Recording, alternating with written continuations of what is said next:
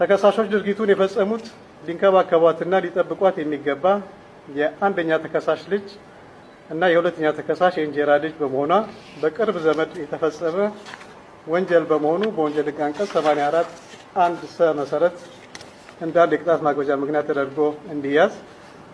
3 ተከሳሾች ድርጊቱን የፈጸሙት ራሷን ከጥቃት መከላከል የማትችል የ11 ዓመት ሕፃን ልጅ ላይ በመሆኑ በወንጀል ሕግ አንቀጽ 84 1 ሰ መሰረት እንደ አንድ ተጨማሪ የቅጣት ማክበጃ ምክንያት ተደርጎ እንዲያዝ።